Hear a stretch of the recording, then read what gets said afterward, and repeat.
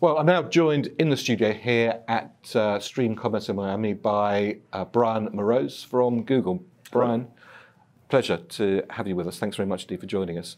The one thing that Google is not short of is data. For sure. I think we're beginning to see some sort of shift taking place between people getting very, very anxious about the way in which their personal data could be used, can be used, is being used, to becoming slightly more relaxed around it, as long as they can get value out of that data exchange. What's your view and perception of where we are? Yeah, precisely. I think the place we are right now is the kind of outrage phase, which is a good place to be. People needed to understand from all types of companies how their data is being used, what's being collected, where is that going. Once that's something that's in the general awareness, general mindset, I think people have a much better hold on, okay, this is what's out there about me. What can I control? And if you let me control it, if you as a brand let me tell you, I will give you this information about me as long as you provide me value. I think we're seeing that already starting to happen. I think there's a lot of people who today will say, I know they collect all this, I don't really care. But there's plenty of people who are very concerned. Give them a little bit of control and say, this is what we'll give you in return. This is how we can help your life. This is how we can improve your shopping experience. This is how we can save you time. If we allow them to have that kind of gatekeeping for their own information, I think people would be very surprised, brands would be surprised at how open people would be.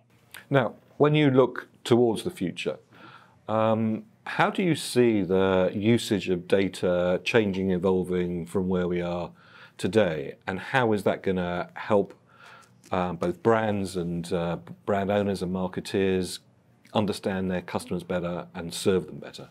I think one of the things that we're seeing is a move a little bit away from strictly using data for, where should my media spend go type of focus to what does this data tell me about this person or people who are interested in this product as human beings. So I think that's one of the biggest shifts. And I'll phrase that like I do even at work. We have a bunch of coders, we have many people that are brilliant AI scientists and people who make machine learning algorithms. That's incredibly useful, but I think we're coming to the phase now where your company and your brand needs to be integrating those people with people who are sociologists, who are anthropologists, who are artists. I think that's where data is coming together to a place where it'll actually become much more useful, whereas right now I feel like data is used in a lot of cases to be frank, a little invasive. Oh, I know you've looked at these shoes 3 times online, so I'm going to remarket you these shoes for the next 2 weeks. Yes, I mean, sometimes when you search something, you feel like you're being hounded, chased around the net by... And the worst is when you've already bought the thing, and you see it for the next 3 weeks. I'm like, I bought the shoes. I've done it. Oh, exactly. So I think we're going to be moving a little bit away from that to... So is this more about sort of where the science meets the art? Yes, exactly. So and also like what do people actually want from you as a brand? I think it's going to become easier and easier to get that sense rather than using a focus group or surveys or store visits. If you actually have access to people's data and they want to give it to you, it'll teach you what they want from you very clearly. And I say this like pretty frequently with clients. You may lie to me in a survey. You may lie to me in a focus group. Nobody lies to the Google search bar. If you look at if I ask anyone, will you give me your last 6 months of search history? To this day, I've been at Google for 13 years. No one has ever said yes. So that to me, that type of data, that type of intimacy, is actually a very positive thing. And I think again, the data and the art coming together in a very humanistic way, rather than in a very marketing-heavy kind of invasive way, is where the successful brands are going to be in 5 years. Now we're very used to creating data around physically typing stuff in. We're moving further and further into a voice-enabled world. What changes in data strategy will have to happen in a voice world rather than a keyboard inputted world? You're going to have to be a lot more clever about covering linguistic data. So I'll give you an example. And we're still talking text. We have an internal tool that we've been working on my team that tries to analyze YouTube comments. So this is still typing, and we'll get to voice in 1 second. Let's say there's 10,000 comments on a really popular video. What's the sentiment of those comments? Is it positive? Is it happy? Is it angry? Is it sad? That's really hard to do, and using machine learning to do that. Now take But written text is pretty easy to at least say the word sucks generally is a negative sentiment. Maybe not all the time. Or the word like jerk, usually bad. Amazing, it's not good, is it? usually good.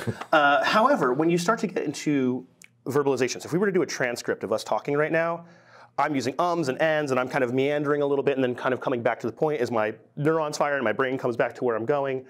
And also there's physical tone of voice. Totally. Sarcasm, you know. Yeah, if I'm like, great job, right? That's a little different than great job. So those things are difficult, but it also gives a much deeper element of understanding of the human brain and what people are actually asking and trying to do. And even in the search bar, even in typing, we have seen, and I was been there and watched it happen, typing search has gone from best headset to what is the best headset to what's the best headset for when I play video games. People want to interact with technology in a human way, in a vocal way, because that's how our brains work. That's how we communicate. So I actually think it's going to be an incredibly rich area. And again, as long as people feel comfortable with that data, I think it's going to expose a lot more truths about what people really want from brands. So what advice would you give brands to prepare themselves for a voice world? I would say right now, and it would be like really right now, it should have been last year, start experimenting with voice. Start experimenting with Google Assistant, start experimenting with Alexa, throw something out there. It doesn't have to be your entire brand. Like we're going to do, the entire, whatever, Nike brand voice program. No, do the Sprinter shoes voice program. See what happens. Play with a couple of different types of, as was said on stage, a couple of different types, like what is the voice of your brand? You're not going to come up with that off the top of your head. You're going to have to experiment a little bit. So I think right now, pick a product launch, pick a rebrand, pick something that you can do, and jump in the water. Don't be afraid of messing it up. It's small stakes right now. I don't know the percent off the top of my head of people who use voice versus other types of search, but it's pretty small, and it's going to be really big very soon. So I would say pick a small project and just go.